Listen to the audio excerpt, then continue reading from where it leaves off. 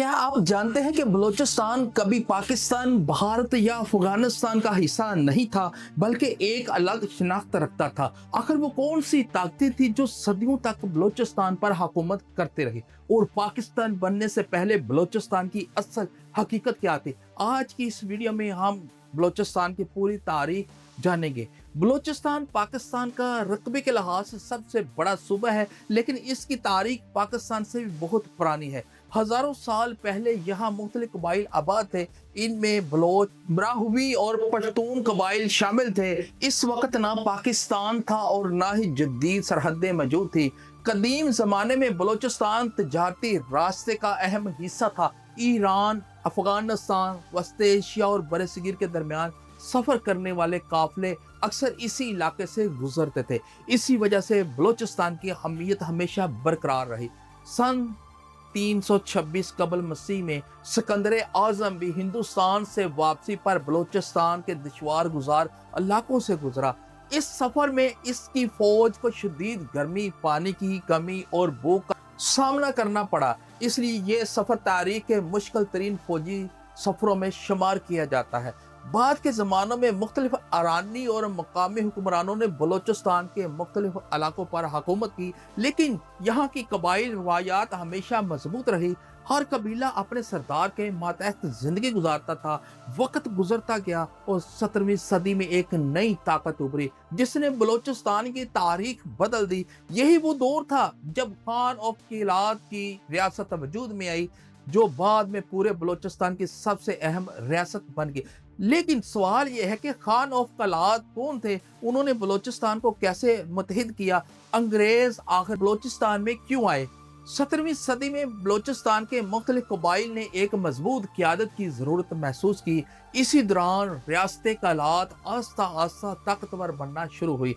किलात इस रियासत का दरअल हुकूमत था और यहाँ के हुक्मरान को खान ऑफ किलात कहा जाता था। खान ऑफ किलात सिर्फ एक बादशाह नहीं था, बल्कि मुख्तलिफ बलोच कबाइल को एक झंडे तले रखने वाला रहनुमा भी समझा जाता था। कबाइल अपनी रवायात के मुताबिक जिंदगी गुजारते थे, लेकिन बड़े फैसले खान ऑफ किलात में किए जाते थे। 18वीं सदी में मीर नसीर खान अव्वल ने रियासत किलात को बहुत मजबूत बनाया। इन्हें बलूचिस्तान की तारीख के अजीम हुक्मरानों में शुमार किया जाता। उन्होंने मुख्तलिफ बलोच कबाइल को मुत्तहिद किया, एक मुनज़्ज़म फौज तैयार की और रियासत की सरहदों को मज़ीद महफूज बनाया। इसी दौर में किलात की रियासत का असर मौजूद बलूचिस्तान के अलावा बाद ऐसे इलाकों तक भी था जो आज पाकिस्तान, ईरान और अफगानिस्तान में शामिल हैं। इसी ज़माने में रियासत किलात खिते की एक अहम ताकत समझी जाती थी, लेकिन ये ताकत ज़्यादा देर तक बगैर चैलेंज के कायम ना रह सकी। 19वीं सदी में बरतानवी हुकूमत ने बरसगीर में अपना असर रसूख बढ़ाना शुरू किया। दूसरी तरफ रूस भी वस्त एशिया में आगे बढ़ रहा था। इन दोनों ताकतों के दरमियान मुकाबले को तारीख में ग्रेट गेम कहा जाता। बरतानवी हुकूमत को खौफ था कि अगर रूस जनूब की तरफ आया तो वो अफगानिस्तान के रास्ते हिंदुस्तान तक पहुंच सकता है। इसलिए अंग्रेजों ने बलूचिस्तान को एक अहम दफाई इलाके के तौर पर देखना शुरू किया। लेकिन अंग्रेज बलूचिस्तान में कैसे दाखिल हुए? क्या उन्होंने जंग की या मुआहिदा किया? और खान ऑफ किलात ने अंग्रेजों के साथ क्या रवैया अख्तियार किया? सन 1839 में पहली एंग्लो अफगान जंग शुरू हुई। अंग्रेजों को अपनी फौज अफगानिस्तान ले जाने के लिए एक महफूज रास्ता चाहिए था। वो बलूचिस्तान इसके लिए सबसे अहम रास्ता था। इसी मकसद के तहत बरतानवी फौज बलूचिस्तान में दाखिल हुई। कुछ इलाकों में लड़ाइयाँ हुई, जबकि कुछ मकामात पर मकामी हुक्मरानों के साथ मुआहदे भी किए गए। रियासत किलात और अंग्रेजों के दरमियान ताल्लुकात वक्त के साथ बदलते रहे। कभी दोनों के दरमियान अख्तलाफात पैदा हुए और कभी मुआहदे हुए। आखिरकार बरतानवी हुकूमत ने बलूचिस्तान के कई इलाकों पर अपना असर और रसूख कायम कर लिया। अंग्रेजों ने कोयटा को खास अहमियत दी। इसकी वजह यह थी कि कोयटा अफगानिस्तान के सरहद के करीब वाक़या था, इसलिए यह फौजी एतबार से एक अहम शहर था। उन्होंने यहाँ फौजी छावनियाँ, सड़कें और दीगर इंतजामी मराकज़ कायम किए ताकि सरहदी इलाकों पर नज़र रखी जा सके। ताहम ये बात बहुत अहम है कि पूरा बलूचिस्तान बराह रास्त बरतानवी हिंदुस्तान का हिस्सा नहीं बना था।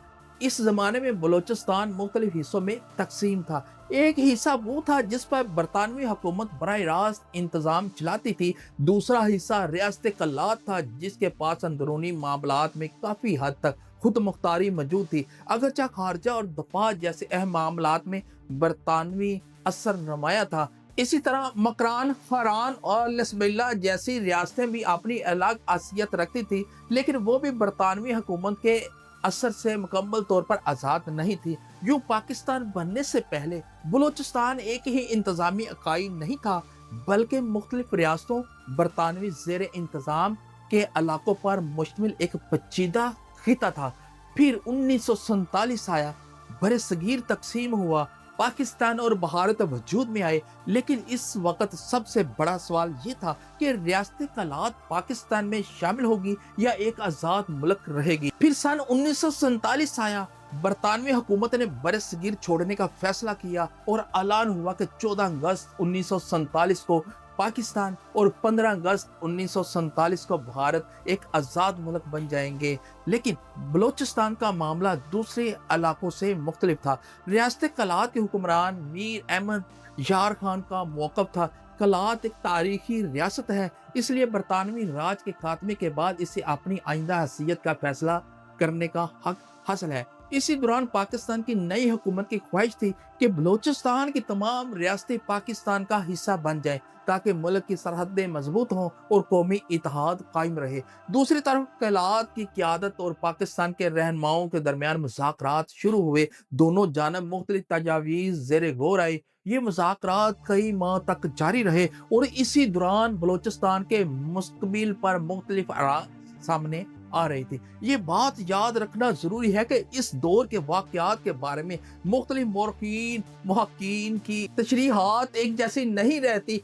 बहुत तारीखी निकात पर अख्तलाफ राय मौजूद है, इसलिए इस मौजू को मतवाज़न अंदाज में समझना ज़रूरी है। आखिरकार 27 मार्च 1948 को खान ऑफ कलात ने पाकिस्तान के साथ अलहाकी दस्तावेज़ात पर दस्तखत किए और इसके बाद रियासत कलात पाकिस्तान का हिस्सा बन गई।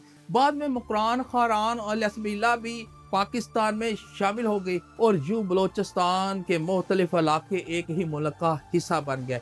इस फैसले के बाद बलूचिस्तान की तारीख ने एक नया रुख अख्तियार किया और पाकिस्तान में इसके इंतज़ामी और सियासी ढांचे में वक्त के साथ मज़ीद तब्दीलियाँ आती रहीं। लेकिन पाकिस्तान में शामिल होने के बाद बलूचिस्तान में क्या तब्दीलियाँ आईं, बलूचिस्तान एक सूबा कब बन गया और इसकी जदीद सियासी तारीख कैसे शुरू हुई। इसके बाद बलूचिस्तान में इंतज़ामी तब्दीलियों का आगाज़ हुआ।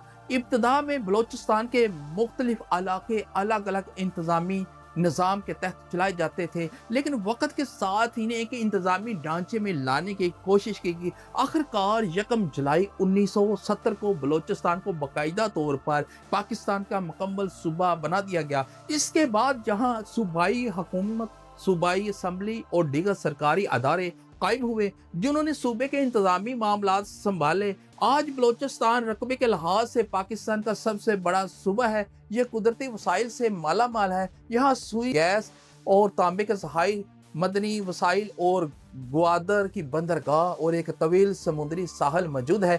यही वजह है कि बलूचिस्तान को पाकिस्तान की मईशत और मुस्तकबिल के लिए इंतहाई अहम समझा जाता है। लेकिन इसके साथ साथ बलूचिस्तान को कई चैलेंज का भी सामना रहा है, जिसमें तरक्की, तालीम, सेहत, रोजगार और बुनियादी सहूलियात जैसे मसाइल शामिल हैं। मुख्तलिफ दौर में हुकूमतों ने इन मसाइल के हल के लिए मंसूबे शुरू किए और ये अमल आज भी जारी है। अगर हम पूरी तारीख पर नजर डालें तो मालूम होता है कि बलूचिस्तान सिर्फ एक सूबा नहीं, बल्कि एक ऐसी सरजमीन है जिसने हजारों वर्ष की तहजीब, कबाइली रवायात, मुख्तलिफ सल्तनतों, बरतानवी दौर और फिर पाकिस्तान के क़याम तक एक तवील तारीखी सफ़र तय किया। इसलिए बलूचिस्तान की तारीख को समझना पाकिस्तान की तारीख को समझने के लिए बहुत ज़रूरी है। नाज़रीन इकराम, अगर आपको बलूचिस्तान की ये तारीखी दास्तान पसंद आई हो तो वीडियो को लाइक करें, अपने दोस्तों के साथ शेयर करें और हमारे चैनल को ज़रूर सब्सक्राइब करें। अगली वीडियो में हम एक और दिलचस्प तारीखी मौजू के साथ हाजिर होंगे। पाकिस्तान जिंदाबाद।